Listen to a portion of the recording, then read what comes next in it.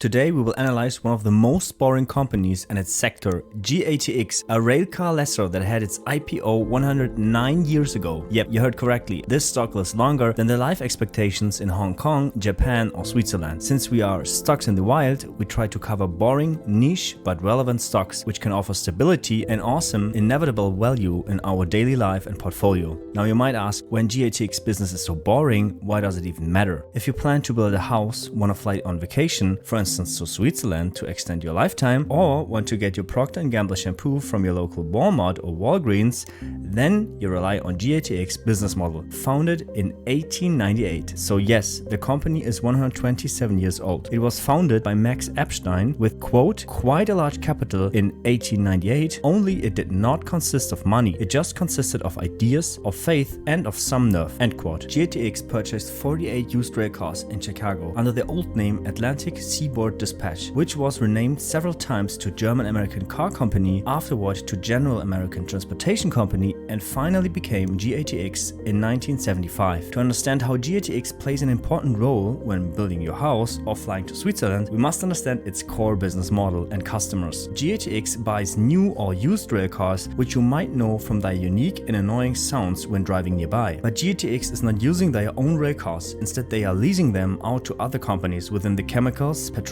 and general freight sectors. The four main business segments are Rail North America, Rail International, Engine Leasing and Tree Fleet. GATX's main business is in Rail North America and International, whereby the latter is for Europe and India. Both of them have a large pool of over 150,000 different railcars in all kinds of different variations, like box cars for bulk transportation, flat cars for timber, hopper cars for coal, petrochemical cars for oil, intermodal cars for standardized container, powder cars for lime or cement, and pressure gas cars for liquefied or cooling gas. These two segments, Rail North America and International, mark over 72% of GATX net book value. But besides the last two, they do business within two newer segments called Engine Leasing and Tree Fleet, making GATX more diversified. One kind of railcars is the so-called ESO tank containers, which offer a significant benefit to regular gas cars from GATX, as they can be used for bulk gas transportation since they can be stacked. These ESO tanks are managed by Tree Fleet, a subsidiary GATX acquired back in 2020, which enables companies to transport special chemicals like liquid nitrogen. Engine Leasing is the last of the four segments and has nothing to do with railcars, but it is at least as reliable and gives GATX a broader diversified portfolio. Engine Leasing itself is split into two parts. First, they have a joint venture with Rolls-Royce for building and leasing aircraft engines and their corresponding spare parts. Second, they also have a leasing entity for the aviation sector called GATX Engine Leasing. So GATX products and service are inevitable if you fly to Switzerland, as the plane engine might be from GATX and Rolls-Royce joint venture, and even more important, needs fuel, which is most likely transported by GATX petrochemical cars. If you build a house in the US, you probably will need a lot of timber, which is transported with GATX flat railcars. And if you want to get a shampoo at the local Walmart, the trucks that deliver the shampoo need fuel, and also the shampoo itself contains liquid chemicals, which are probably transported by GATX railcars. GATX currently trades at forward PE ratio of 16, which is near its median valuation of 15.7.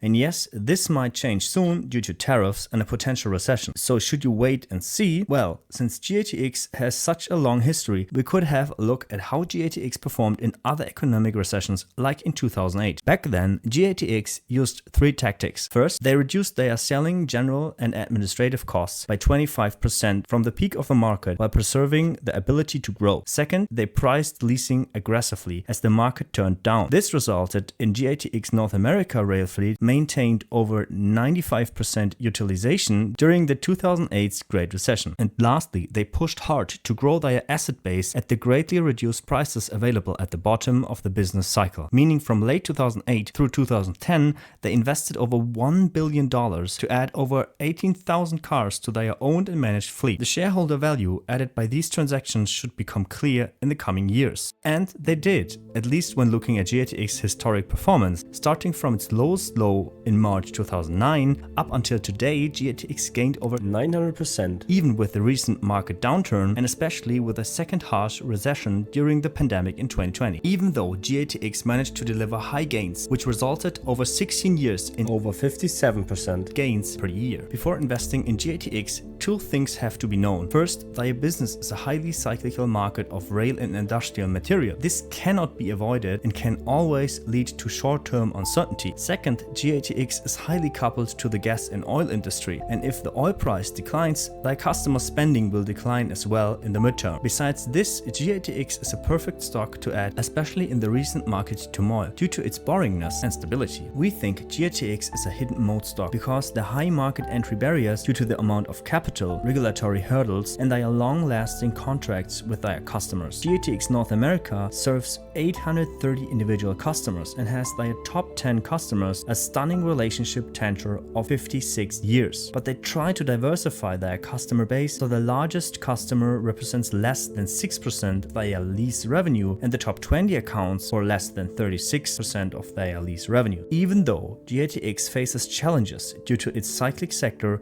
and high coupling with the oil and gas industry, we think GATX will shine again, especially when the market exits recession territory or tariffs ease. Thanks for watching and see you on the next one.